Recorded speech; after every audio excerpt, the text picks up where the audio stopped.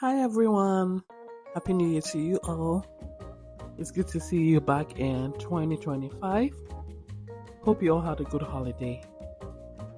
On today's cooking, I will be making seafood jollof rice.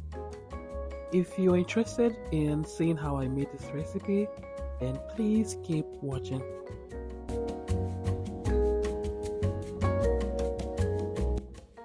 Now, the first step to achieving flavorful jollof rice is having a proper stew base.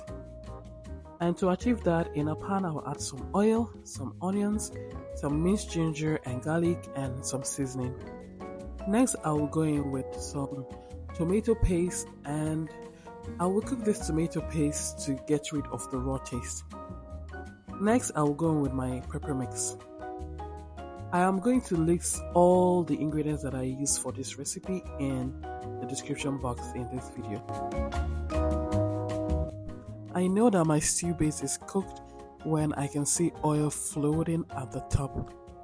So next I will go in with my seafood broth and my washed rice. You can use any rice that you have available, but I use Basmati rice. Next, go in with your seasoning, combine together and start steaming the rice. To steam, I covered my pot with aluminum foil, then covered the pot with the cover, and that was how I cooked my rice. Once my rice is done, I would add some butter and mince onions and steam again for about 5 minutes. I'm gonna set my jollof rice aside and start preparing my seafood mix. For my seafood mix, I season with Old Bay seasoning. Please use any seasoning of your choice. Next, in the pan, I will add some cooking oil and start cooking my seasoned seafood mix.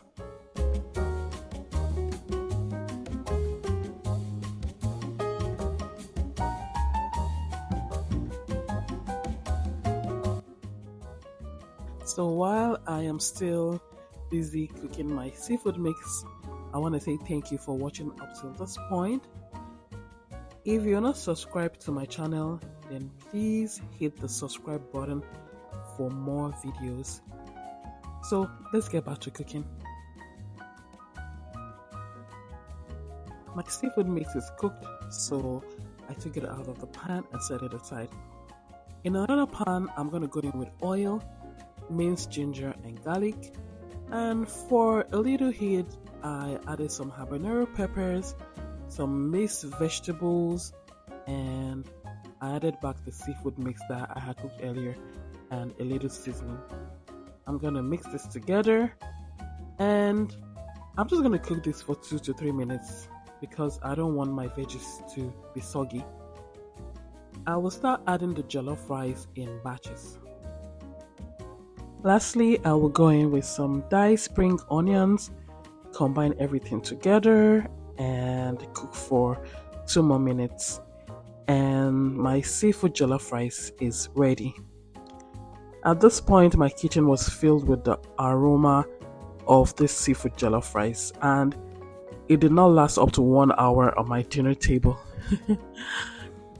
If you try this recipe, then please let me know in the comment section. Thank you so much for watching up till this point, and hope to see you on my next video. Bye.